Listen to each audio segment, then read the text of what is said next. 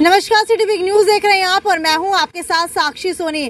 कृषि कानूनों की वापसी के बाद किसान आंदोलन जो है एक बार दोबारा से दोराहे पर आकर के खड़ा हो चुका है, क्योंकि किसी को नहीं पता लग पा रहा क्या किसान आंदोलन बॉर्डर से अब उठने वाला है या फिर किसान आंदोलन अभी और ज्यादा लंबा खींचने वाला है। खैर, इसी के बारे में आज चर्चा करेंगे और आपको बताएंगे स्पष्ट रूप से क्या किसान आंदोलन जो है अब खत्म होने वाला है, इतिहास के पन्नों के ऊपर दर्ज होने वाला सबसे लंबे समय तक चलने वाला किसान आंदोलन क्या अब ये बनने वाला है, या फिर एक बार दोबारा से ये किसान आंदोलन जो है और भी ज्यादा लंबा चल करके और भी ज्यादा लंबे समय तक इतिहास के पर्चों के ऊपर जो है दर्ज होने वाला है।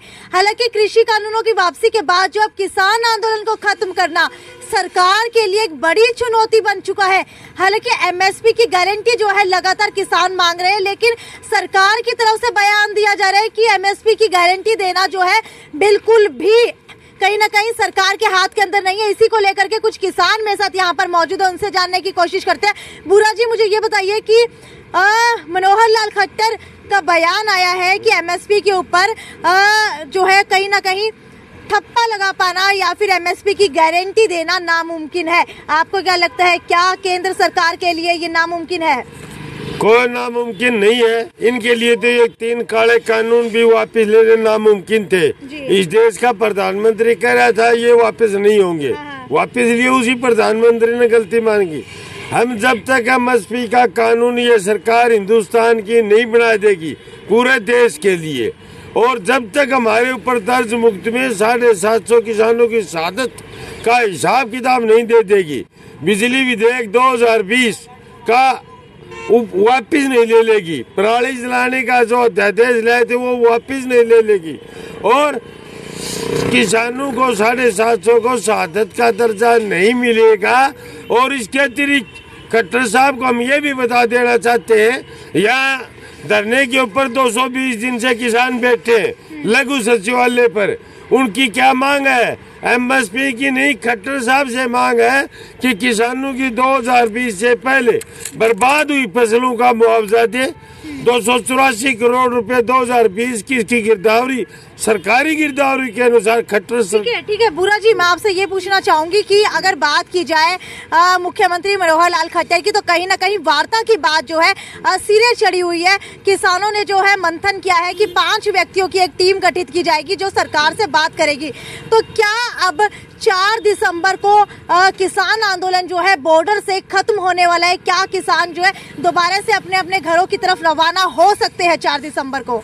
अब तक कोई भी मतलब सरकार की तरफ से मैसेज नहीं आया कि 5 आदमी आए और हम नेगोशिएशन करेंगे। ये सिर्फ मीडिया का और इनका भ्रम है, मतलब भ्रम फैलाने की कोशिश कर रहे हैं। हम ये बता देना चाहते हैं कि 4 तारीख को और मजबूती से आंदोलन की जो नया इतिहास लिखा जाएगा। आंदोलन खत्म नहीं होगा, मैं आपको दावे के साथ कह सकता हूँ। मैं आज वही मीटिंग से आया हूँ। आंदोलन जब खत्म होगा, जब मैंने आपको बता दी ये मांगे पूरी नहीं होंगी, आंदोलन जारी रहेगा और एमएसपी का कानून इनसे जबड़े से निकालकर किसान को देना होगा। ये किसान संगठनों ने फैसला ले लिया है। ठीक है, लगातार अगर बात की जाए एमएसपी की, तो कहीं ना कहीं सरकार की तरफ से ये बातें सामने निकल करके आ रही हैं कि अगर एमएसपी की गारंटी दी जाती है तो अर्थव्यवस्था को संभाल पाना बहुत ज्यादा मुश्किल हो जाएगा, क्योंकि ये जो है बिल्कुल भी पॉसिबल नहीं है कि हर एक फसल के ऊपर एमएसपी की गारंटी दी जाए।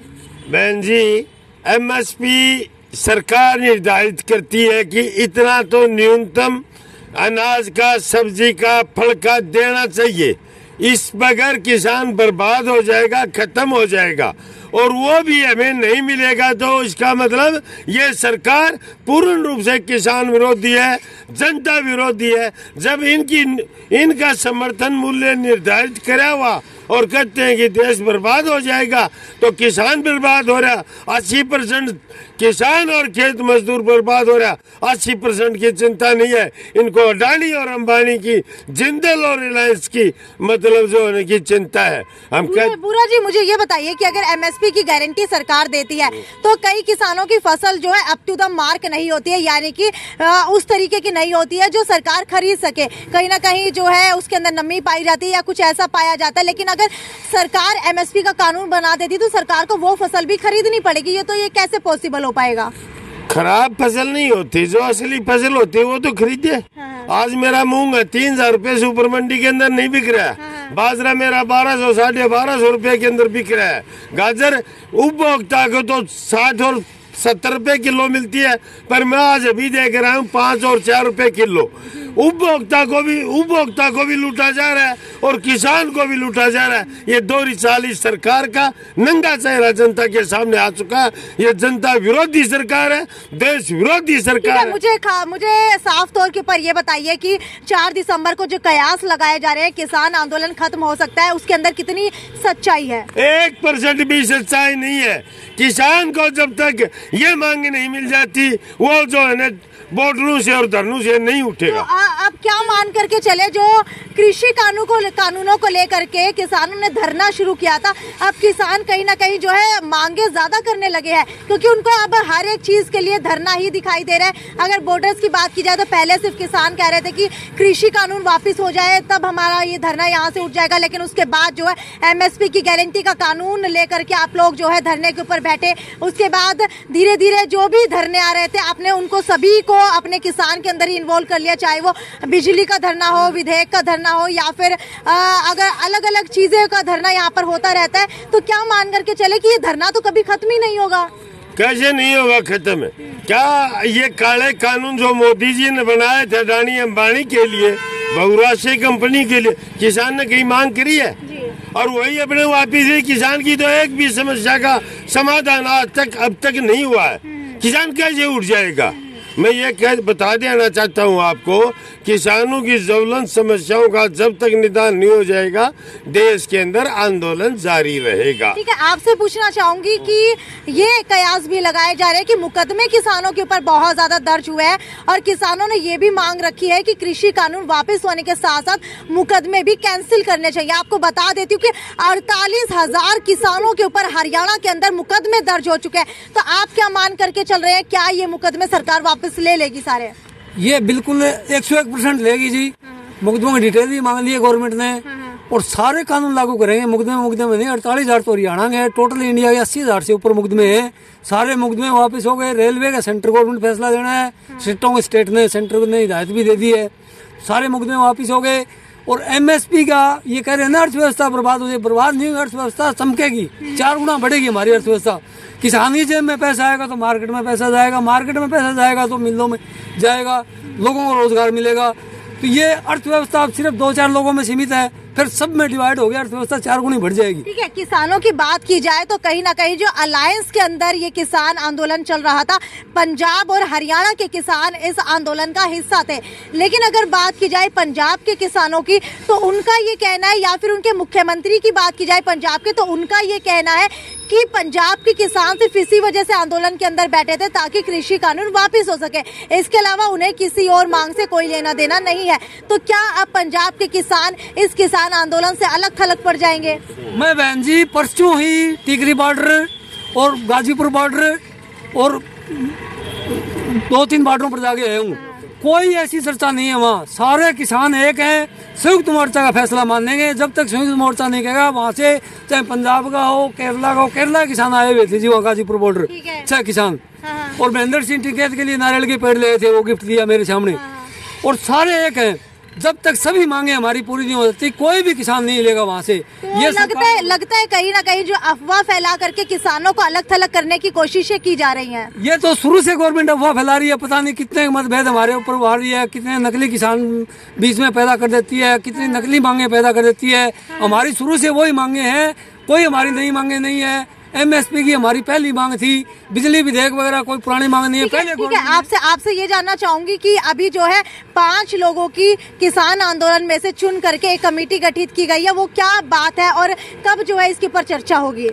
ये संयुक्त मोर्चा ने कहा जी 4 तारीख की संयुक्त मोर्चा की मीटिंग है दिल्ली में, वो फैसला लेगी भी किन किन नामों का प्रस्ताव भेजना है सरकार ने, जो 5 नाम मांगे हैं, और वही फैसला करेंगे। अभी तक नहीं मांगे।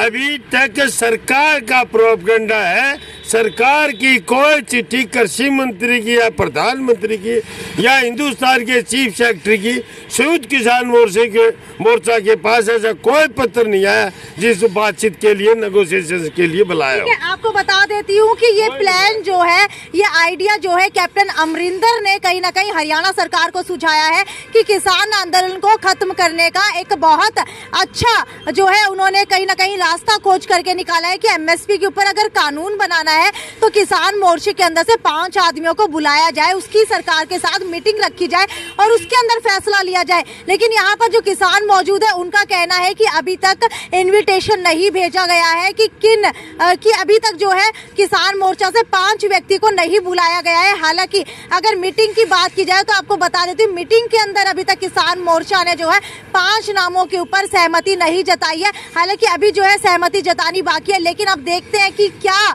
2 और 3 के बाद 4 दिसंबर को एक बार मीटिंग होने के बाद क्या किसान आंदोलन दोबारा से दोराहे के ऊपर आकर के खड़ा हो जाएगा। क्या कुछ किसान चले जाएंगे, कुछ बच जाएंगे, क्या हरियाणा और पंजाब के किसान अलग थलग पड़ जाएंगे, क्या सरकार की साजिश कहीं ना कहीं कामयाब साबित होगी या फिर कृषि कानूनों की वापसी के साथ जो है एमएसपी के ऊपर सहमति बन जाएगी और एमएसपी के ऊपर सहमति बनने के बाद जो है अब हो सकता है कि किसान आंदोलन खत्म हो जाए और खत्म होने की कगार पर ही हो। आपसे जानना चाहूंगी कितने प्रतिशत यकीन रखते हैं कि किसान आंदोलन के अंदर जो है सरकार जो है आपकी बातें मान लेगी?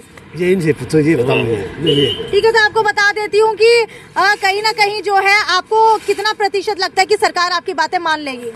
100% मानना पड़ेगा इस सरकार को। अगर हिंदुस्तान के अंदर बीजेपी को हुकूमत करनी है तो, नहीं तो चली जाएगी देश छोड़कर। भागेंगे भगोड़े लोग हैं, पहले भी भागे। 1857 की क्रांति से गद्दारी करते हुए यहाँ तक पहुँच के अब जनता इनको आगे एक्सेप्ट नहीं करेगी। ठीक है, कहीं ना कहीं जो है किसानों की तरफ से चेतावनी दे दी गई है।